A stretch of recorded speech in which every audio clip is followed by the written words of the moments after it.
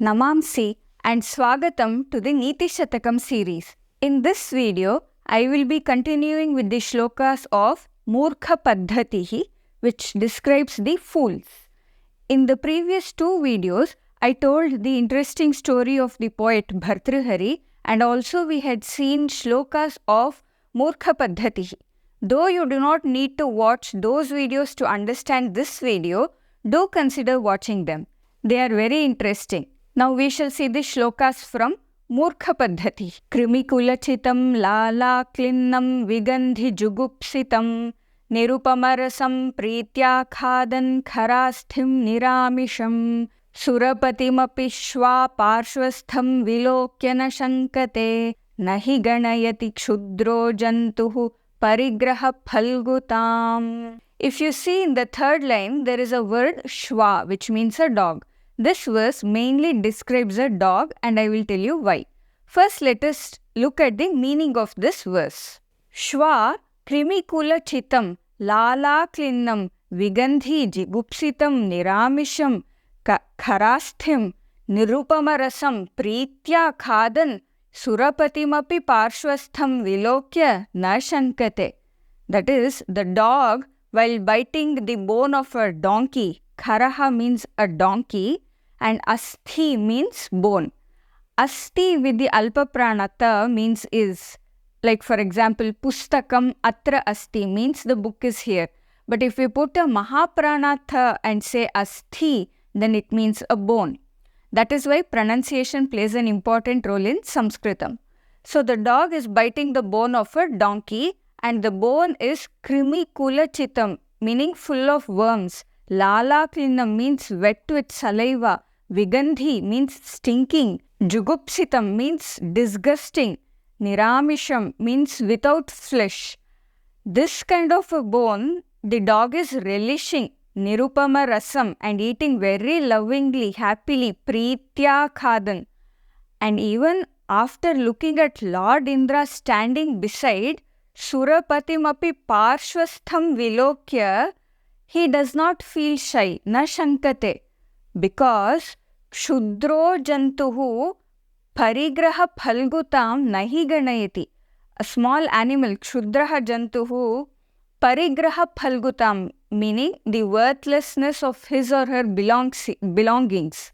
Nahi ganayati means he never minds. In this verse, the poet Bhartruhari has used an alankara, a poetic embellishment called aprastuta prashamsa, meaning the poet will talk about something, but actually he is referring to something else. So you might think, we are discussing about foolish people, why suddenly the poet is talking about dogs? Though the poet is talking about the dog, the same qualities are referred to in the foolish.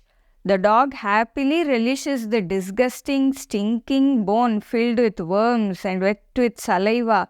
Similarly, the foolish person relishes disgusting qualities like anger, jealousy, arrogance, etc. And the dog does not feel shy about chewing on such a disgusting thing, even if Lord Indra is standing next to it. Similarly, the foolish person does not feel shy about holding on to unwanted qualities, even when good people are beside them. I will recite the shloka once again. Krimikulachitam lala klinnam vigandhi jugupsitam nirupamarasam pritya khadan kharasthim niramisham surapatimapi shva parshvastham vilokyana shankate nahi ganayati kshudro jantuhu parigraha phalgutam. The next shloka is little funny. Shakyo varayitum jalena hutabhuk chhatrena suryatapo nagendro nishitankushena samado dandena gogardhabhau vyadhirbheshaja sangrahaischa vividhair mantra prayogairvisham sarvasyaushadhamasti shastra vihitam moorkhastyanastaushadham. Bhartruhari says, Hutabhog jalena varayitum shakyaha, meaning fire can be pacified using water. Hutabhog means fire, and fire gets this name because it eats the havis. which is offered in the fire.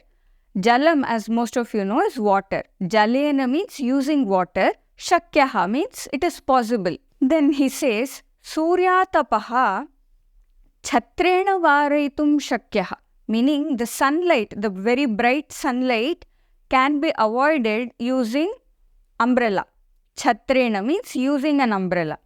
Then samadaha nagendraha nishitankushena varaitum shakyaha, meaning it is possible to control the wild elephant using the stick that the mahout uses.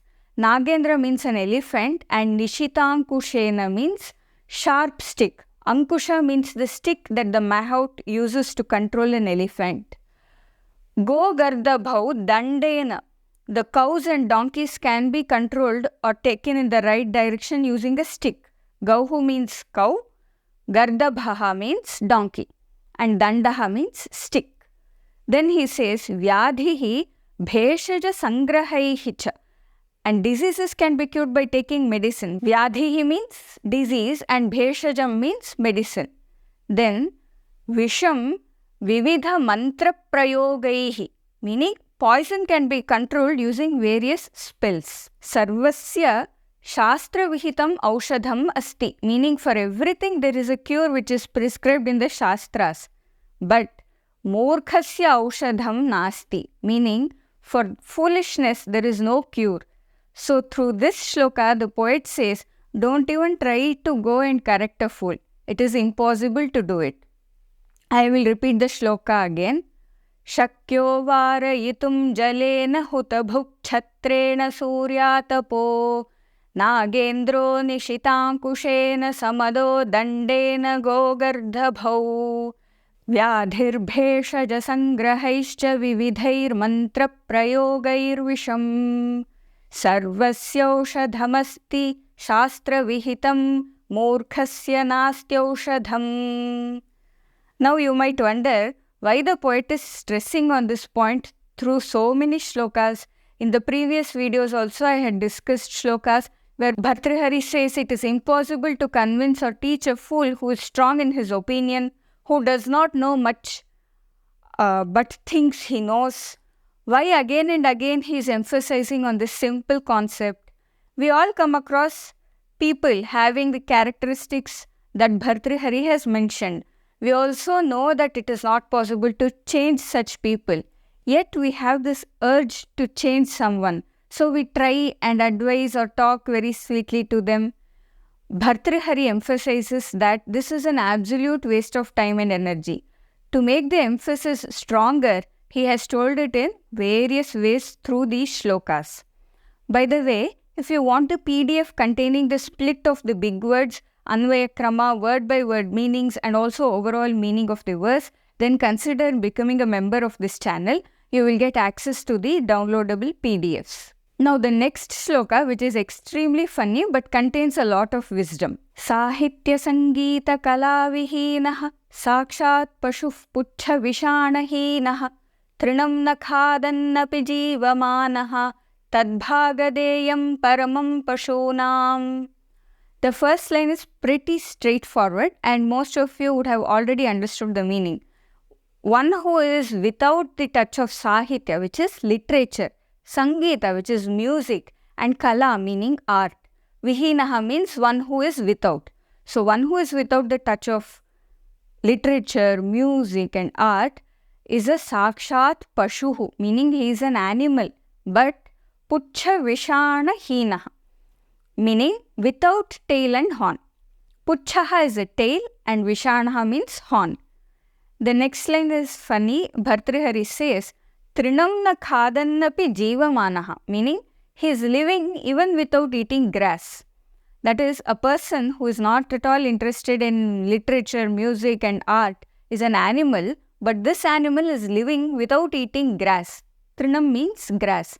And finally he says, Tad bhagadeyam paramam pashunam, meaning that is the fortune of the animals. Because if this animal, which is without tail and horn, was also eating grass, then there would be no grass for the other animals. So Bhartruhari says, thank God, this person who is without the touch of literature, music or art who is actually an animal without tail and horn does not eat grass. The fact that he does not eat grass is the fortune of the other animals, the actual animals. I will recite it again so that you can recall the meaning of the verse along with the verse.